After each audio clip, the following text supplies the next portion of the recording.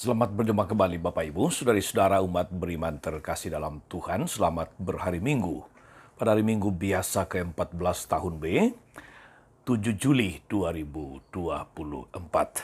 Serma Gus Cesar mengajak saudara-saudari merenungkan kutipan Injil Markus bab 6 ayat 1 sampai 6. Kita mendengarkan sabda Tuhan dalam nama Bapa dan Putra dan Roh Kudus. Amin. Sekali peristiwa, Yesus tiba kembali di tempat asalnya, sedangkan murid-muridnya mengikuti dia. Pada hari Sabat, Yesus mengajar di rumah ibadah dan jemaat yang besar takjub ketika mendengarkan dia. Mereka berkata, "Dari mana diperolehnya semuanya itu? Hikmat apa pulakah yang diberikan kepadanya? Dan mujizat-mujizat yang demikian, bagaimana dapat diadakan oleh tangannya? Bukankah dia anak tukang kayu, anak Maria? Bukankah ia saudara Yakobus, Yoses, dan Simon? Dan bukankah saudara-saudaranya yang perempuan ada bersama kita?" Lalu mereka kecewa dan menolak dia. Maka Yesus berkata kepada mereka, "Seorang nabi dihormati di mana-mana, kecuali di tempat asalnya sendiri, di antara kaum keluarganya dan di rumahnya." Maka Yesus tidak mengadakan satu mujizat pun di sana, kecuali menyembuhkan beberapa orang sakit dengan meletakkan tangannya ke atas mereka. Yesus merasa heran atas ketidakpercayaan mereka, lalu Yesus berjalan keliling dari desa ke desa sambil mengajar. Demikianlah sabda Tuhan. Bapak Ibu saudara-saudari umat beriman terkasih dalam Tuhan kita Yesus Kristus. Kalau kita memperhatikan pengalaman hidup kita pada masa ini saudara-saudari, banyak orang yang mencari pegangan hidup dari atau bahkan mencari tokoh-tokoh panutan di dalam hidupnya. Maka kalau ada tokoh agama yang populer, yang suaranya lantang dan menarik, khotbahnya bagus, apalagi mampu membuat penyembuhan, mampu membuat mujizat, katakanlah demikian, lalu kemudian akan banyak orang menjadi pengikutnya, banyak orang akan mencari dia. Namun saudari-saudara, kriteria masyarakat untuk menentukan bahwa yang diikuti tokoh atau panutan sejati itu berbeda sekali dengan ajaran Yesus atau ajaran Paulus dan bahkan ajaran gereja kita. Gereja Katolik yang satu kudus, Katolik dan Apostolik. Suatu ketika ada umat yang menceritakan kepada pastornya yang baru saja mengikuti sebuah KKR, di mana dalam KKR itu seorang pendeta yang terkenal berkhotbah di gedung yang besar dengan banyak sekali orang yang datang untuk mendengarkan, mengikuti KKR itu. Dia sangat mengagumi dan memuji habis-habisan gaya khotbahnya yang berapi-api, suaranya yang lantang, apalagi seringkali sudah disiarkan oleh televisi. Dia mendoakan juga orang-orang sakit sehingga gedung tempat pendeta itu berkhotbah penuh sesak dengan ribuan orang. Bahkan umat itu lalu mengatakan demikian, mengapa pastor, mengapa para romo tidak seperti pendeta itu? Nanti kan jadi banyak pengikutnya.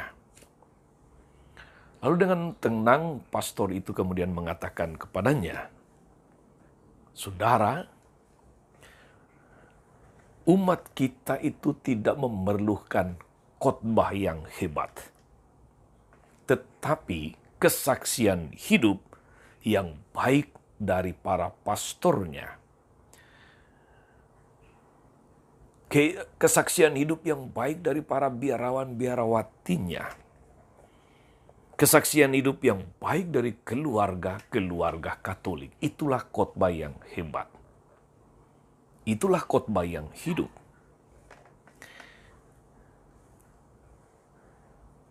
Yang menyebabkan umat tertarik masuk agama Katolik atau tidak itu bukan soal karena khotbah pastornya, tetapi karena teladan dan perilaku hidup orang-orang yang telah dibaptis, orang-orang yang telah menjadi pengikut Kristus. Karena khotbah hanya masuk ke telinga, bisa telinga kiri, keluar telinga kanan, dan sebagainya. Tetapi teladan hidup perilaku umat, kesaksian hidup itu akan bertahan, akan terus diingat dan diikuti, diteladani. Agama yang huru-hara tidak akan punya pengaruh di masyarakat. Dan kata-kata itu, saudara-saudari, rasa-rasanya benar juga. Saudari-saudara umat beriman terkasih, bacaan Injil hari ini, Minggu Biasa ke-14, sebetulnya mencerminkan pandangan banyak umat. Yesus muncul di tengah-tengah kampung halamannya sendiri. Setelah ia berkhotbah, dia diberondong dengan pertanyaan-pertanyaan yang sebetulnya intinya meragukan, bahkan menyudutkan Yesus. Pertanyaan-pertanyaan yang meremehkan. Apa yang dipersoalkan, saudara-saudari? Sekurang-kurangnya bisa dicatat 4 pertanyaan yang menyerang Yesus, atau bahkan kalau boleh saya katakan merendahkan Yesus. Pertanyaan pertama dari para pendengarnya masa itu adalah, dari mana diperolehnya semuanya itu? Dengan kata lain, saudari-saudara, muridnya siapa dia itu kok dapat bicara seperti itu? Dia belajar di mana? Dan sebagainya. Orang meragukan dan tidak suka akan ajaran yang diberikannya, meskipun ajaran-ajarannya adalah sesuatu yang luar biasa, berbeda dari ahli-ahli Taurat, tokoh-tokoh agama pada masa itu. Ternyata banyak orang menginginkan, saudara-saudari, ajaran-ajaran yang mendukung gagasan mereka sendiri, yang memuaskan kepentingannya sendiri. Dan sekarang ini banyak orang menganggap ajaran Katolik itu kuno. Mengajarkan cinta kasih, pengorbanan, pengampunan, memikul salib. Ajaran yang diharapkan oleh banyak orang, lebih-lebih kalau boleh kita jujur, orang-orang muda. Yaitu kalau apa-apa itu boleh. Apa-apa itu bebas dengan cara kocak dan humor. Maka kerap kali, saudara-saudari, ajaran Katolik dianggap kolot, dianggap ketinggalan zaman. Maka kalau toh ada yang mengikuti, lalu tidak banyak, hanya sekedar formalitas, sehingga banyak yang mudah goyah imannya. Serangan yang kedua, saudara-saudari, adalah hikmat apa pulakah yang telah diberikan kepadanya. Sudah saya singgung tadi, saudara-saudari, bahwa orang meragukan dan tidak suka akan ajaran yang diberikan oleh Yesus, meskipun ajaran itu benar. Kalau pada bagian yang pertama serangan mereka, dari mana diperolehnya semua itu, di sana kita bisa melihat, saudara-saudari, banyak orang tidak mau menerima isi pewartaan Yesus kalau tidak tahu sumbernya dari mana.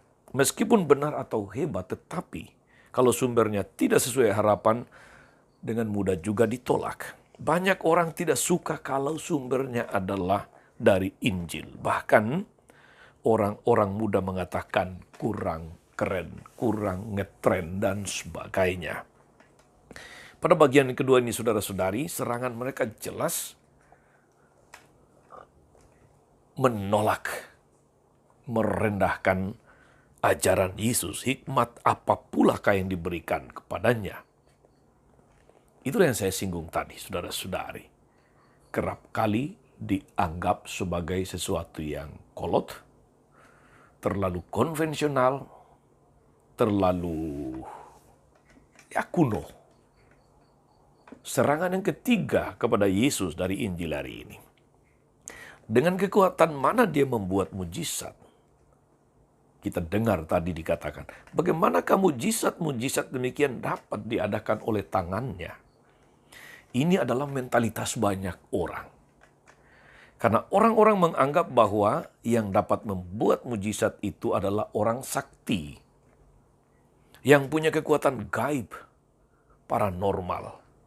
Bagi orang Katolik pun atau dari agama lain, banyak yang langsung menghubungkan bahwa orang yang mampu membuat mujizat itu pasti orang suci, orang kudus.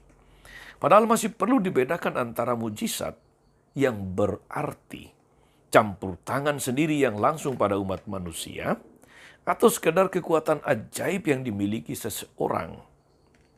Kalau kekuatan itu berasal dari Tuhan, biasanya si pelaku lalu tidak akan menyombongkan kekuatan yang dimilikinya, tetapi mengakui bahwa dirinya hanyalah menjadi alat di tangan Tuhan. Orang yang mudah mengatakan bahwa yang mengalami keajaiban itu seakan-akan orang suci atau hidupnya diberkati oleh Tuhan. Mujizat inilah yang selalu dicari oleh umat kita. Sehingga kalau umat memohon dan tidak dikasih mujizat, lalu merasa berhak untuk menjauhi Tuhan. Atau Tuhan tidak peduli, Tuhan tidak memperhatikan. Maka orang selalu mencari-cari di mana mendapat mujizat. Dan orang lupa bahwa kalau mujizat dari Tuhan, maka seharusnya dibaca adalah kekuatan Tuhan Yesus sendiri. Bukan kekuatan pastornya, bukan kekuatan pendetanya, dukun atau siapapun. Ini serangan yang ketiga. Serangan yang terakhir, yang keempat saudara-saudari adalah, bukankah ia ini anak tukang kayu, saudara-saudaranya perempuan bersama kita? Lihat saudari-saudara. Dari 4 pertanyaan mereka itu tidak ada satupun yang menganggap positif apa yang diajarkan, apa yang dilakukan oleh Yesus. Banyak orang hanya memandang segi lahirnya saja. Kalau cuma tetangga atau orang dari satu desanya, tak banyak artinya. Padahal di sini saudara-saudari yang mau dikatakan bahwa nilai seseorang itu bukan dari asal usulnya, bukan dari statusnya, bukan dari prestasi yang dibuat, tapi dari Tuhan sendiri. Santo Paulus justru bangga akan kelemahannya dalam bacaan kedua hari ini. Karena semua kekuatan dan kemampuannya ia hayati itu dari Tuhan. Wibawa seseorang itu bukan dari pribadinya sendiri tetapi dari Tuhan. Maka kewibawaan Nabi yang sesungguhnya terletak pada kesetiaannya kepada Tuhan.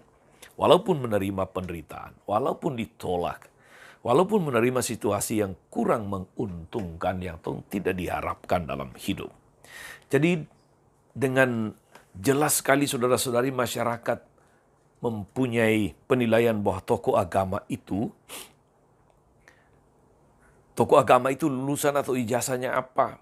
Yang dibawakan adalah yang populer, yang diharapkan banyak masyarakat, atau yang sedang katakanlah populer dan sebagainya. Namun toh Tuhan Allah menyatakan bahwa meskipun umat kadang-kadang tidak menerima atau keras hati, namun Tuhan Allah menjanjikan masih ada nabi, masih ada orang benar, masih ada orang yang mau hidup lurus, yang memberi kesaksian hidup baik, yang memberi teladan hidup yang menggetarkan dan mengubah hidup banyak orang juga. Maka saudara-saudari,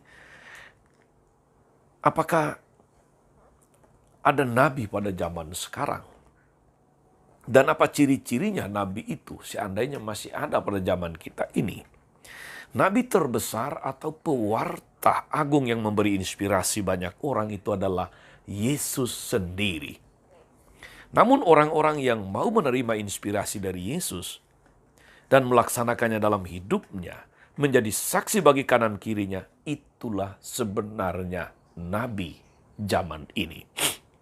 Nabi zaman sekarang tidak hanya berbicara, tapi sabda Tuhan dicerna, dicerminkan di dalam kesaksian hidup yang nyata. Kalau orang hanya suka yang lucu-lucu, yang manis-manis, yang enak di telinga, maka orang itu justru tidak akan menemukan Tuhan dan segala kehendaknya yang sebenarnya. Karena itu harus diingat saudara-saudari bahwa Tuhan juga kadang-kadang keras, kadang-kadang peringatannya tegas, tapi mengarah kepada tujuan yang sesungguhnya. Tujuan yang sejati, yaitu supaya kita hidup.